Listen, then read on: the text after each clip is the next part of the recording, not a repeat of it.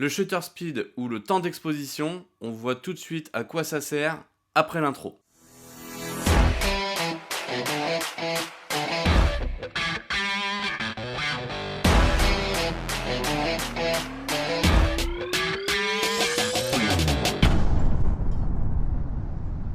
Salut, je m'appelle Baptiste. Sur ma chaîne, vous allez pouvoir retrouver des tutos vidéo où je vous donne quelques conseils, etc. J'essaye aussi du matériel, on fait quelques reviews. Si c'est quelque chose qui peut vous plaire, n'hésitez pas à vous abonner à ma chaîne et puis à cliquer sur la petite cloche pour pas louper les vidéos.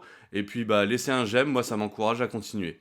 Alors pour comprendre le principe de shutter speed ou de temps d'exposition, il faut savoir que dans nos caméras, on a ce qu'on appelle un obturateur qui laisse ou non rentrer la lumière sur le capteur. Alors on peut assimiler ça par exemple à notre paupière sur les yeux. En fait le capteur c'est l'œil et la paupière c'est l'obturateur. Donc en fait il faut savoir que plus on laisse l'obturateur ouvert, plus on laisse rentrer de lumière. Moins on le laisse ouvert, moins on laisse rentrer de lumière. Ça, jusque-là, c'est logique. Ça va nous servir en photo à exposer nos vidéos plus ou moins longtemps, selon l'effet qu'on veut. Si on veut faire une photo en plein soleil, on choisira plutôt un obturateur rapide. Et si au contraire, on veut faire une jolie photo d'une nuit étoilée, on va plutôt privilégier des pauses longues, donc laisser l'obturateur ouvert super longtemps. En vidéo, c'est surtout selon l'image qu'on veut en avoir. Alors il y a un principe très simple qui dit que si on shoot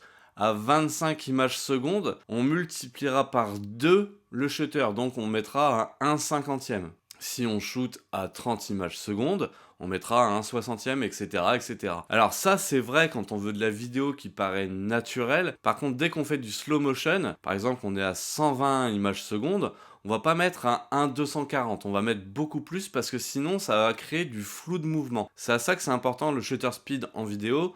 C'est pour garder soit un flou de mouvement qui soit naturel, comme en ce moment, ou alors en slow motion, qu'on ait un flou de mouvement qui soit imperceptible. En fin de compte, en slow motion, on aime bien que l'action soit doucement, mais qu'elle soit hyper nette. Donc si vous shootez avec un obturateur, enfin avec un shutter speed trop bas, ça va faire dégueulasse. Donc c'est à ça que ça sert. Le shutter speed, c'est aussi un des 3 principes du triangle d'exposition, mais ça, on en parle dans une autre vidéo. Voilà, c'est un peu succinct, je vous dis, je rentre pas dans les détails dans ces micro-vidéos, dans ces vidéos ultra courtes, mais si ça vous intéresse que je rentre en détail sur ce genre de vidéo, n'hésitez pas à me le dire, et après le mois d'octobre, j'en ferai une vidéo plus complète, parce que là, je vous rappelle que pendant le mois d'octobre, je vous sors une vidéo par jour. Donc, j'essaye de faire des vidéos assez courtes pour que ce soit plus simple pour moi à monter, etc.